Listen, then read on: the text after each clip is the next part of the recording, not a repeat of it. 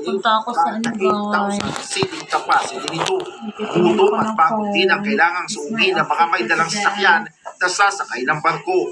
Madaling araw pa lamang kasi ay higit 2 kilometro na ang pila ng mga sasakyan na papasok pa lamang sa Batangas Port.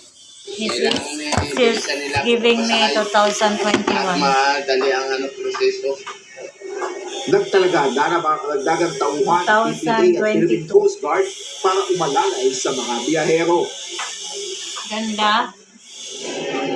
Also, yung mga pasahero na dapat sana isasakay ngayong hapon ng hanggang alas 5 patungkol Joao Road ay bukas na ng alas 5 ng hapon makakasakay, makakabiyahe patungo sa Joao Road dahil mamaya pang alas 8 ng gabi magsisimula magbenta muli ng ticket. So talagang ang kailangan ng mga pasahero dito pagpupunta sa Batangas Port ay matinding pangunawa at pasensya dahil mahirap ang pagdadaanan nila ang sitwasyon. So, we're not traffic for today.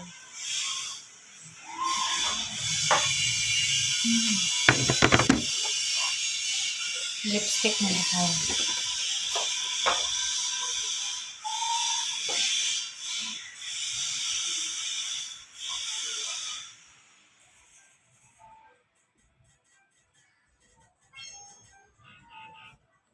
SM Bacoor. SM Bacoor.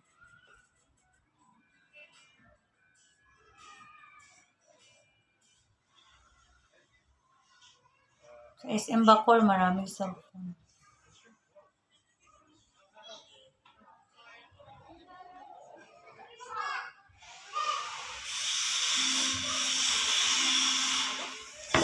Go SM Bacoor, guys. Wait. Let's find my comb. I can find the love of my life. The beautician said, hindi ko daw dapat suklay yung buhok ko kasi dry na daw. No need to comb my hair.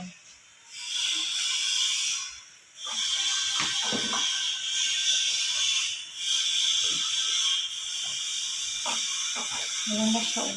Very fast. Meron na agad eh.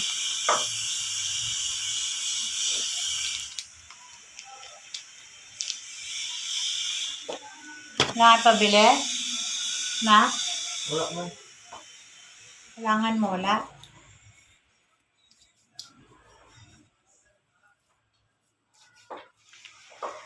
Mamaya, punta ka. Maalis na ako. Magpaalam ka pag alis ka, ha?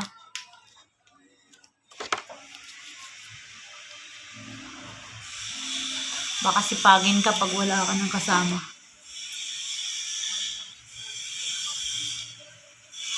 She always feels lazy to go out.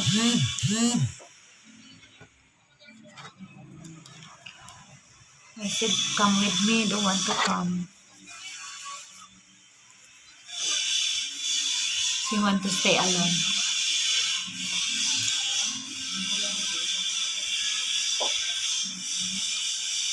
This is the shoes yesterday I got from my friend in Chicks. It's a blessing. Thanks, God. My son also gave me present. Thank you lang for my present.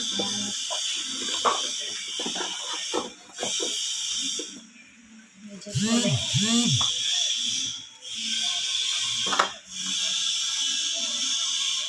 Diyan na siya.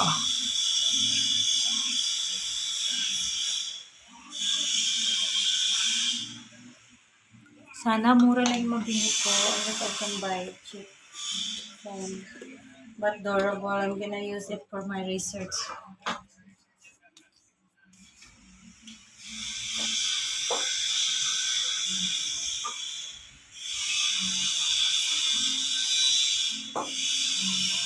That's for today. My shoes.